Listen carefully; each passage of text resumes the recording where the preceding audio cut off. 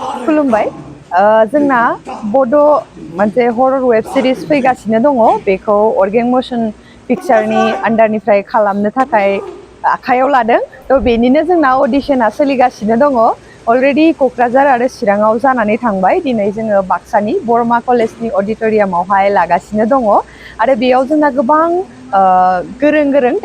talented आर्टिस्टफोर फैदों जों नुबाय दिनै अडिशनावहाय जायफोरा बिराद गोसो जानानै दंमोन आगोलाव स्कप मोनाखैमोन दा बिथांमोननि थाखाय मोनसे जोबोर मोजां बे डिसिसनखौ लादों प्रडाक्शन हाउसआ जायफोरा टेलेन्ट दङ मोजाङै देखायदों आरो जोंजों जयै खामानि मावनो थाखाय बिसोरखौ जोङो चान्स होगासिनो दङ आरो बे वेब सिरिजआ जोंना सेप्तेम्बर बा अक्ट'बरनिफ्राय जोङो शुटखौ स्टार्ट खालामगोन बेयावहाय दा मोनथाम डिस्ट्रिक्टनिफ्रायबो जाखिनि आर्टिस्टफोरा सिलेक्ट जागोन जोंनो 9 जन आर्टिस्टनि गोनांथिमोन थ' बिथांमोनखौ जोङो बेनिफ्रायनो लागोन 4 फिमेल आर्टिस्ट आरो 4 मेल आर्टिस्ट आरो मेल लिड केरेक्टारखौबो जोङो नायगासिनो दङ जोंनि फसायनाय बायदि मोनोब्ला जों बेनिफ्राय लागोन आरो जायफोरा माने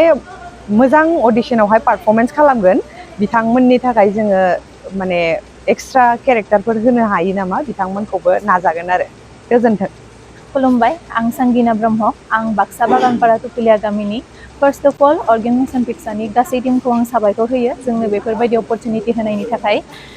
फैनो गोनां दानथामसि वेब सिरिजनि अडिशनखौ दिनै आंबो होनो फैदों गोदोनिफ्रायथ' आंहा बेफोरबायदि एक्सपिरियेन्स गैया फार्स्ट हिसाबै आं आंनि बेस्टखौ होनो नाजागोन बेखिनियानोसै